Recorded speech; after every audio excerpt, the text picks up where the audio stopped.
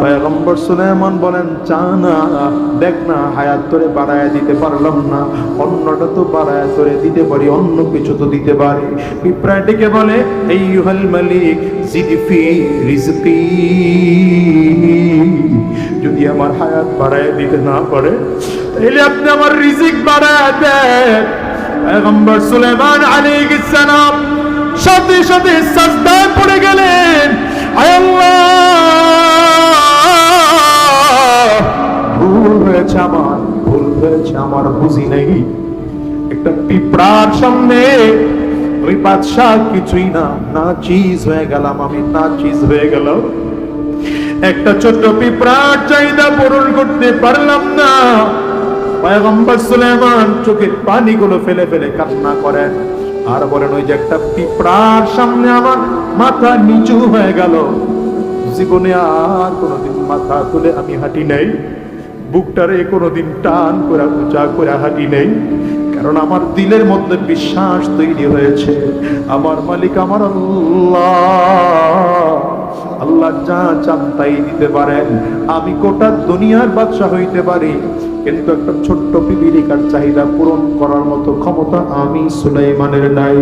ও দুনিয়ার বাজার, আজকে তোমার সম্পদের কারণে তোমার মধ্যে অহংকারী ঢুকে গেল, ক্ষমতার কারণে তোমার মধ্যে অহংকারী ঢুকে গেল, একটু সম্মান পাইয়া তোমার মধ্যে অহংকার ঢুকে গেল। বলো তোমার কত ক্ষমতা, আমার আল্লাহর থেকে কি তোমার ক্ষমতা বেশি হয়ে গেল নাকি? বলো তোমার কত সম্পদ, আমার আল্লাহর থেকে তোমার সম্পদ বেশি নাকি? বলো। যদি তা না হয়, আজকে দিল থেকে চোখের পানি ফালাইয়া মালিকরে বলবা, আয় আল্লাহ,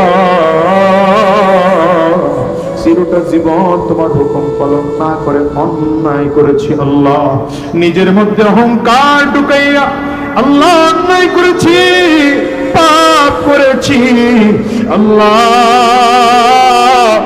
নবী বলেন, যার মধ্যে যারা পরিমাণ অহংকার থাকবে ও জান্নাতের মধ্যে ঢুকতে পারবে না। তাহলে আমার মধ্যে যদি অহংকার থাকে আমি তো জান্নাতে ঢুকতে পারবো না। ও গো মালিক, দিলের থেকে অহংকার বের করে দাও। আজকের ময়দানটার মধ্যে যারা সুবাজান, দিলটাকে নরম করে ফেলো, আর চোখ থেকে পানি পারলে বের করার চেষ্টা করো, আর নিজের মনটাকে বুঝ দাও, আমি তো কবরের যাত্রী, আমার কাছে তো এর থেকে বেশি কোনো কিছুই নাই।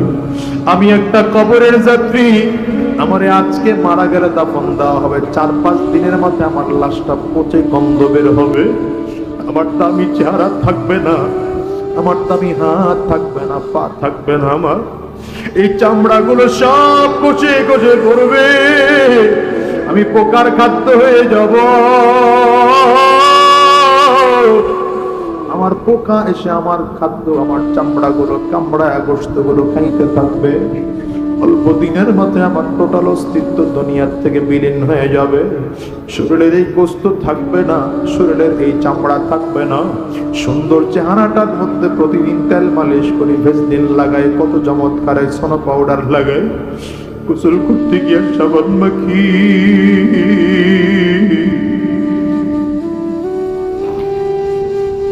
না না, সুন্দর চেহারাটা থাকবে না গো। আরে লম্বা দিন হয়ে যাবে। ঢাকার আজিমপুরের কবরস্থানে গিয়া মাঝে মাঝে দাঁড়ায় দাঁড়ায় দেখো, 1-1.5 বছর পরে কবরগুলো চালতে শুরু করে, কারণ এক কবরের উপরে বারবার কবর দেয়। আমি নিজের চোখে তাকায় দেখছি, ওরা কবর যখন চালনি দেয়, এমন একটা মেশিন আছে, ওই মেশিন দিয়ে চালনি দিলে হাড্ডিগুলো উপরে উঠে যায়। এই হাড্ডিগুলোর সব একত্রিত করে একটা জায়গায় হাঁটি বান্ধিয়া আরেকটা জায়গায় দাফন করে দেয়। আমি তো ওখানে দাঁড়ায় দাঁড়ায় চিন্তা করলাম, মালিক, আজিমপুরে কত বড় লোকের খবর আছে, কোটিপতির খবর আছে, এই দুনিয়ার কত বাড়িওয়ালা, কত গাড়িওয়ালা, কত সম্মানী মানুষগুলো আজিমপুর কবরস্থানে আছে। আজকে সেই মানুষগুলোর অস্তিত্ব দুনিয়ায় নাই। কত সুন্দর চেহারাওয়ালা, চেহারা নিয়ে অহংকার করছে, নাই তার চেহারা। হাত নাড়ায় নাড়ায় কত বলছে, হাত নাই। আর আজকে তার জবান থেকে আর কত বের হয় না, রাজনৈতিক বক্তব্য বের হয় না। আর পা দিয়ে হাঁটতে পারে না। রব ওই ফেরাউনকে ফালায় রাইখা দেখায় দিয়েছেন, ফেরাউনের দিকে তাকাও, আমি আল্লাহ ফেরাউনের লাশটাকে কুদরতি হাতে হেফাজত করে রাখছি।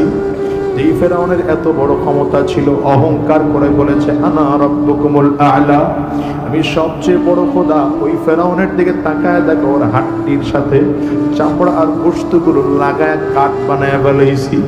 লম্বা করে শুয়ে আছে, কথাও বলতে পারে না, শরীরটাও নাড়াইতে পারে না। কেউ পিটাইলে প্রতিবাদও করতে পারে না, প্রশ্ন করলে জবাবও দিতে পারে না। তুমিও তো এমন একজন মানুষ। তুম্মা রাদাদনাহু আসফালা সাফিলিন, এমনই তো জমিন থেকে বিদায় হয়ে যাইবা, পচে গলে গলে শেষ হয়ে যাইবা।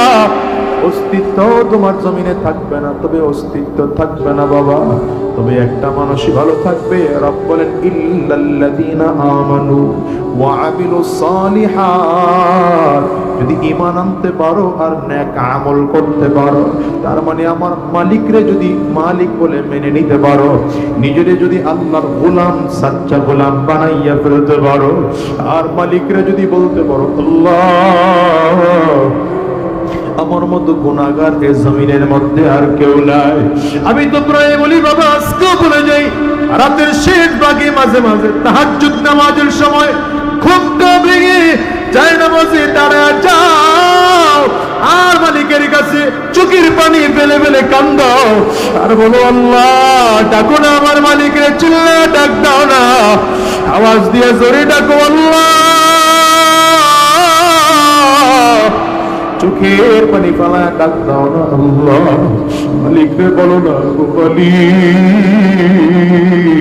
আমার চেয়ে গুনাহগার বুঝি জমিনের মধ্যে আর কেউ নাই, আমার চেয়ে খারাপ মানুষ বুঝি জমিনের মধ্যে আর কেউ নাই, আমার চেয়ে কপাল পড়া মানুষ বুঝি এই জমিনের মধ্যে আর কেউ নাই। আমার হাতে গুনাহ, আমার পায়ে গুনাহ, আমার চোখে গুনাহ, আমার জবানে গুনাহ, আমার কানে গুনাহ, আমার কলবে গুনাহ, আমার ব্রেইনে গুনাহ, আমার সব অঙ্গ দিয়ে শুধু গুনাহ, কোনো সওয়াব নাই। মালিক মাফ করে দাও। এমন নিজের অপরাধী মনে করে আজকের এই ময়দানটার থেকে আমার আল্লাহর কাছে ওয়াদা করো, আয় আল্লাহ, এতদিন তোমার হুকুম মানি নাই, আজকে থেকে তোমার হুকুম মানবো, তোমার কোরআন অনুযায়ী চলবো, নবীজির সুন্নাহ অনুযায়ী চলবো, অহংকার মুক্ত জীবন গড়বো। কারা কারা ওয়াদা করতে পারো? দুইটা হাত উঁচা করে আল্লাহকে দেখাও, আওয়াজ দিয়ে জবান খুলে চিৎকার করে ডাকো আল্লাহ। চোখের পানি ফালায়া জোরে ডাকো আল্লাহ।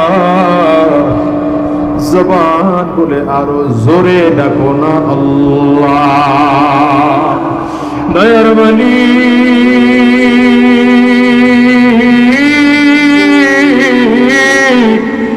আয় আল্লাহ,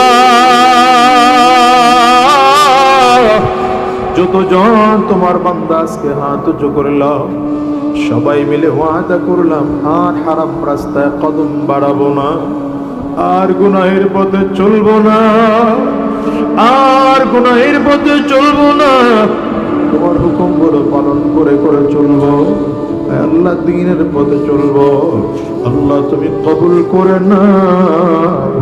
জবান খুলে বলো আমিন, আওয়াজ দিয়ে চিল্লা জোরে বলো আল্লাহুম্মা আমিন।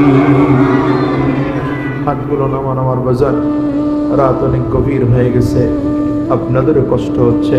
আমি যে কথা বোঝাতে চেয়েছিলাম, জমিনে যতদিন থাকবো আল্লাহর গোলামি করব, অহংকার মুক্ত জীবন গড়ব। তৈয়ার আছেন ইনশাআল্লাহ? আর আমার যে যুবক ভাইয়েরা মাহফিলের আয়োজন করেছেন, এই যুবকদের জন্য দোয়া করেন, মাদ্রাসার জন্য দোয়া করেন, বিশেষ করে আল মাহমুদ ফাউন্ডেশনের পুরোটা পারলো 2-2.5 বছর হয়ে গেল। আল্লাহ বলেন এখন মায়ের স্তনের খাবার বন্ধ করা যাবে, এখন বাহিরের খাবার দাও, শক্ত বিস্কুট দাও। তুমি মাই কলা আকল নাই তোমার?